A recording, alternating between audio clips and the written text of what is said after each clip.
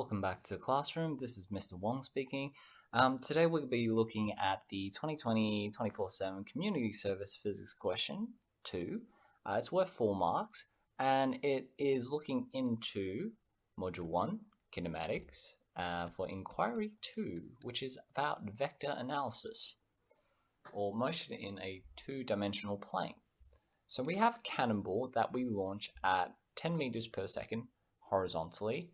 So it's directly parallel to the ground we have here. And the very first question we have is, what is the initial vertical velocity? So imagine if I just fire it out at this point here.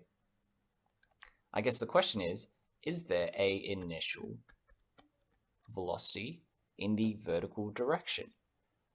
Well, the answer would be no, because all that is going through the horizontal component. So this 10 meters is actually the velocity of the horizontal component only, and there is actually 0 initial velocity for the vertical component, because the ball there is no vertical component when you throw something horizontally, right? There is no speed, no force. When you just throw something nice and parallel to the ground, there can't be a vertical component. That does change as gravity is pulling the ball down. So there will be some kind of vertical velocity at some point, but that won't come until after we launch it. Okay, next question. It says the ball falls at a distance of 5 meters. Calculate the time required for the cannonball to reach the ground. So the ball starts up here at 5 meters and then it drops all the way down here. Okay.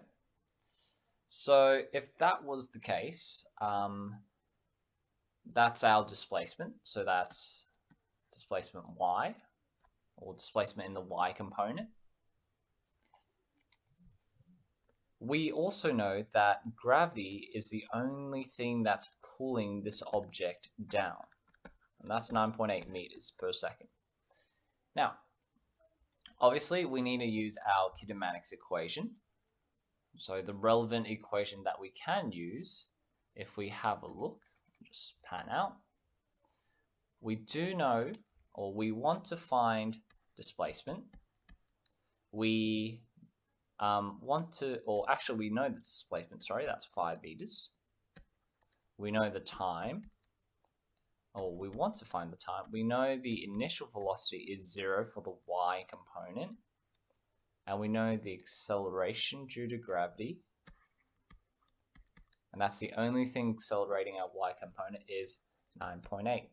Now, first things first, please make sure you write down the direction. So is up or is down your positive direction? Now, I generally go with up being the positive direction, so I'm going to be consistent with that. So since I'm falling 5 meters, that's going to be negative. And since gravity is going downwards, pulling you down towards the earth, that's also got to be negative as well. Okay, back up. So these are the components that we know of. Which of the 3 kinematics equations can help us describe this motion? Well, we can actually go with this one here. S equals to ut plus half at squared. Okay. I'm going to write y for each of these points here because we are looking at the vertical component. So I'm just going to write it down like that. Okay. So I know that the displacement is -5.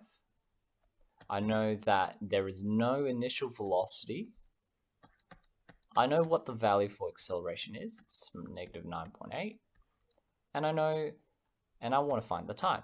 Sorry, I don't know the time. I'm trying to find the time. Okay, so there we go. All right, so rearrange, move the half over. I'm going to times both sides by 2. So it's going to be -5 times 2 equals to -9.8 times t squared. It's going to become -5 times 2 over -9.8 and then I square it. Okay, so let's calculate what that time is then. Okay, so I get an answer of 1.0101525545 seconds. If I round it off to 3 significant figures, it's 1.01 seconds, 3 sig figs. And that's how you do the question. So this is actually a combination of looking at inquiry 1 and inquiry 2 of module 1. We are using vector analysis to resolve a vector into its perpendicular components. In this case, there are no perpendicular component for the vertical part of its motion. And then we use the kinematics equations from inquiry 1 to help us solve the question. Okay, so that concludes how you go through with this question. If you found this explanation useful, like, subscribe, and I'll see you next time.